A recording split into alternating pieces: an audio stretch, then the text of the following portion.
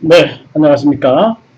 정인태의 발달 교육 재활 심리 이야기입니다. 발달장애 아동 발달 재활 수칙에 대해서 얘기하겠습니다. 본 동영상은 교육부 소관 사단법인 국제 MBPA 학문진흥협회와 함께하고 있습니다.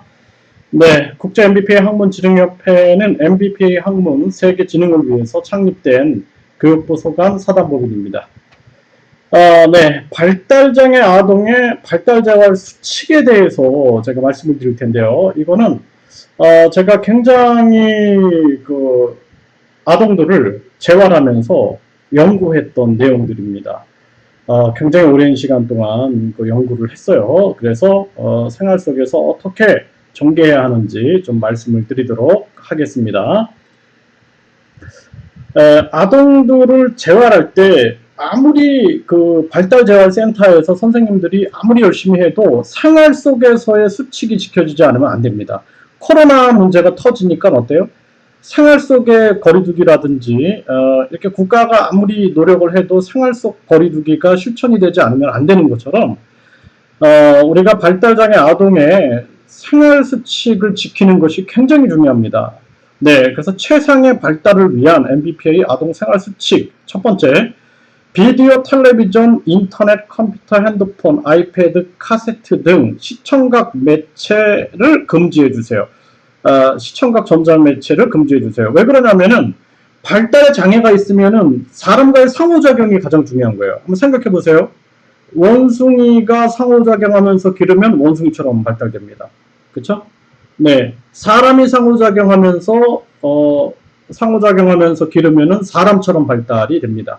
그런데 비디오, 텔레비전, 인터넷, 컴퓨터랑 놀면서 발달이 되면 그 기계처럼 됩니다. 기계처럼. 사람과 상호작용 못하고 기계에 집착하는 어린이가 됩니다.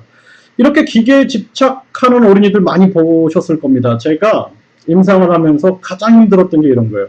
그러니까 부모님들도 이제 아동들 재활할 때 힘드니까 이렇게 이제 뭐 비디오, 텔레비전, 인터넷에 노출시키는 경우가 있는데 이거는 굉장히 위험한 겁니다. 나중에 이 발달을 재활시키는 것이 상당히 어렵다라는 것을 뼈저리게 느끼게 될 겁니다. 왜냐하면 이상 발달이 나타나서 그 이상 발달을 제거해내는 게 굉장히 힘들어요.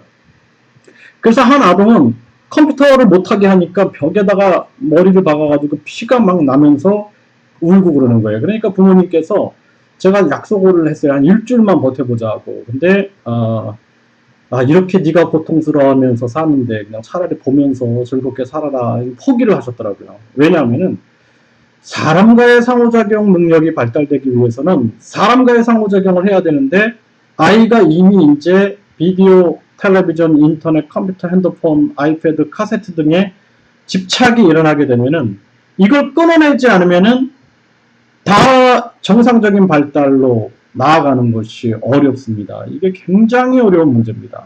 그래서 비디오, 텔레비전, 인터넷, 컴퓨터, 핸드폰, 아이패드, 카세트 등 시청각 매체를 철저하게 금지해 주는 것이 가장 중요합니다. 그래서 제가 이 재활을 위해서 제시했던 방법이 뭐였냐면은 자연 속으로 들어가라고 말씀을 드렸어요. 그래서 저희가 그 예전에 MBPA 자연재활학교라고 만들어가지고 강원도 인제에다가 대안학교처럼 만들어서 이제 시행을 하려고 준비하다가 폭우가 쏟아져가지고 그 인제 폭우 사태 아실 겁니다. 이 펜션들이 다 쓸려 내려가가지고 아주 큰 고통을 겪게 됐는데요. 정말 뭐 그때 생각하면 또 가슴이 아프네요. 네, 그래서 이 부분. 그래서 이제 이걸 완벽하게 차단해주는 좋은 방법은 자연 속에서 아이랑 같이 지내는 거예요. 자연 속. 또 자연 속의 숲속 마을 같은 데로 들어가셔서 거기에는 뭐 이런 비디오, 텔레비전, 인터넷 이런 게 없는 곳이어야 됩니다. 있으면 안 돼요. 그런 곳에서 아이랑 같이 계속 그냥 사람과의 상호작용을 해주는 거예요.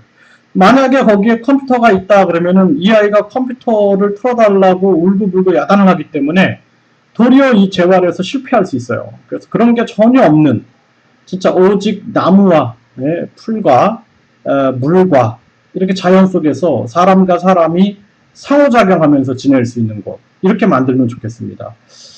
제가 예전에 간디 학교에 방문을 한 적이 있어요. 아이들이 오두막 같은 걸 막 지어놓고 그 속에서 이렇게 생활하는 걸 보면서 참 아름다워 보였습니다. 그래서 정말 이 우리 아이들 이렇게 발달장애 아동들이 이 현대 사회에서는 이런 전자매체가 이 전자매체에서 벗어날 수가 없는 거예요. 벗어날 수가. 예, 그것이 가장 어렵습니다. 그래서 제가 생각한 게 자연재활학교였어요. 그래서 한번 인터넷에서 한번 검색해 보십시오. MBPA 자연재활학교 이렇게 해가지고 예전에 제가 정말 제 인생을 다 걸고 이렇게 노력을 하려고 했는데 폭우 때문에 이제 못했는데 참 가슴 아픈 그때 그 시간이었습니다. 그래서 네, 여기 보면은 자연재활학교라고 해서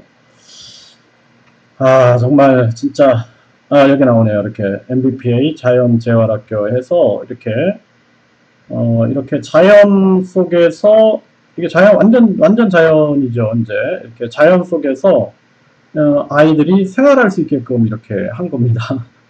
아이고 이렇게 생각하니까 좀 마음이 아프네요. 자연 속에서 이렇게 사람들이 생활하면서 아이들도 자연 속에서 이렇게 생활하게끔 만든 거예요.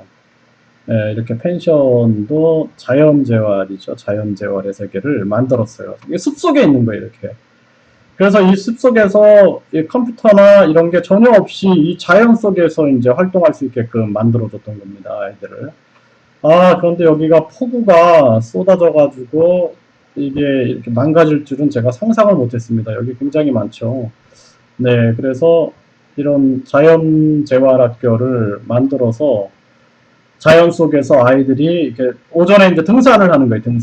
등산을 하고 그리고 여기 물이 흘러가니까 물놀이 하고 개구리도 이렇게 개구리하고도 놀고 그리고 이 자연 속에서 그냥 이렇게 생활하는 겁니다. 그러니까 오전 프로그램이 등산 프로그램 이렇게 있어요. 등산 프로그램 또 사람과 상호작용하고 하는 놀이 프로그램 또 운동장도 실내 운동장도 있어서 실내 운동장에서 막 이렇게 놀이할 수 있는 그런 프로그램. 그래서 이게 이 자연 속에서 부모도 사실 심리 재활이 되는 건데 이게 이제 정부의 지원이 상당히 필요했던 부분이었어요. 근데 이제 그 당시에는 발달재활 지원 그 바우처 지원 제도가 없었기 때문에 사부담으로 하려니까 굉장히 좀 비쌌던 그런 안타까움이 있었고요. 좀 실현하는데 이게 가장 이상적인데 실현하는데 좀 안타까움이 있었던 그런 부분들입니다.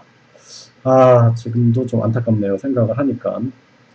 네, 그래서 최상의 발달을 위한 MBPA 아동생활 수칙을 꼭 지켜주십시오. 첫 번째 이야기입니다. 이게 이제 계속 제가 두 번째, 세 번째 이야기들을 풀어나가도록 하겠습니다. 네, 감사합니다.